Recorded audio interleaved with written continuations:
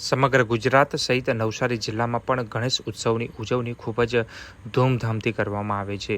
ત્યારે ગુજરાતની વાત કરીએ તો ગુજરાતમાં જે કહેવાય કે ગણેશ ઉત્સવમાં જે અલગ અલગ જે પ્રકારની જે મૂર્તિ જે અહીં સ્થાપિત કરવામાં આવે છે, સાથે સાથે ગણેશ પંડાલ પણ એટલા જ આકર્ષક જે બનાવવામાં આવે છે।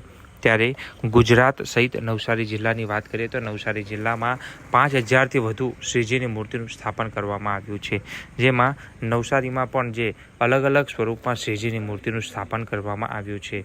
ત્યારે નવસારીના ગણેશ ચોક પાસેની વાત કરીએ તો ગણેશ યુવક મંડળ દ્વારા આ વર્ષે અનોખી પ્રકારની જે શ્રીજીની મૂર્તિનું સ્થાપન કરવામાં આવ્યું છે। ઇકો ફ્રેન્ડલી શ્રીજીની મૂર્તિ બનાવવામાં આવી છે, કારણ કે વાત કરીએ તો પર્યાવરણને ધ્યાને રાખીને, નદી પ્રદૂષિત ન થાય તેને ધ્યાને રાખીને થર્મોકોલમાંથી જે ગણેશજીની મૂર્તિ બનાવવામાં આવી છે। અને તેમાં પણ જે વિશેષ વાત કરીએ તો જે વિસરાઈ ગયેલી જે બાળપણની જે રમતો છે, જેવા કે ગિલોઈ, ભમરડા અને લખોટી, આવા અલગ અલગ જે રમતના જે સાધનો છે તેના આકારના જે થર્મોકોલમાંથી જે બનાવવામાં આવ્યા છે અને આ શ્રીજીની મૂર્તિ તૈયાર કરવામાં આવી છે, જે આકર્ષકનું કેન્દ્ર બની છે। ત્યારે 1977થી આ મંડળ દ્વારા શ્રીજીની મૂર્તિ બનાવવામાં આવે છે, જેને લઈને હજારો ભક્તો અહીં દર્શન કરવા માટે આવે છે।